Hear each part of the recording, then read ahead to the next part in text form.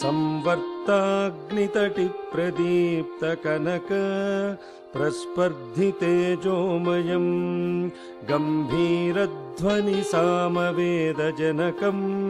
ताम्राधरम् सुन्दरम् अर्धेन्दुद्युतिलोलपिङ्गलजटा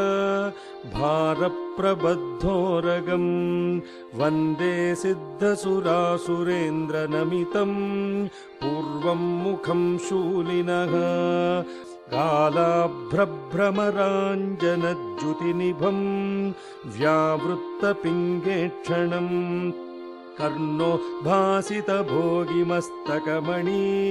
प्रोद्गीर्णदंष्ट्राङ्कुरम् सर्पप्रोतकपालशुक्तिशकल व्याकीर्णसच्छेखरम् वन्दे दक्षिणमीश्वरस्य कुटिल भ्रूभङ्गरौद्रम् मुखम् प्रालेयाचलमिन्दुकुन्दधवलम् गोक्षीरफेनप्रभम् भस्माभ्यक्तमनङ्गदेहदहन ज्वालावलीलोचनम्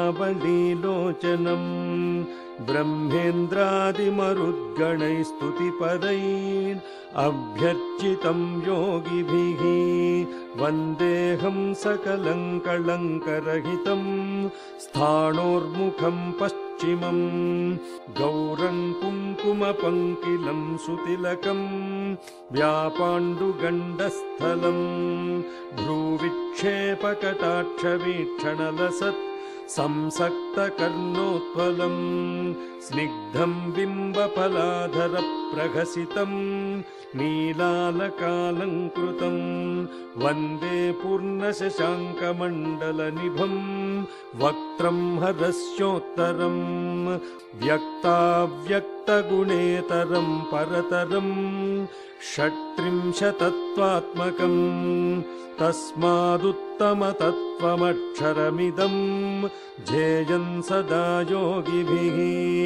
ओङ्कारादिसमस्तमन्त्रजनकम् सूक्ष्मातिसूक्ष्मम् परम् शान्तम् पञ्चममीश्वरस्य वदनम् खं व्यापि तेजोमयम् पूर्वे पशुपतिः पातु दक्षिणे पातु शङ्करः पश्चिमे पातु विश्वेशो नीलकण्ठस्तथोत्तरे ईशान्यां पातु मे शर्वो ह्याग्नेयां पार्वतीपतिः नैऋत्यां पातु मे रुद्रो वायव्यान्नीललोहितः ऊर्ध्वे त्रिलोचनः पातु अधरायां महेश्वरः एताभ्यो दश दिग्भ्यस्तु सर्वतः पातु शङ्करः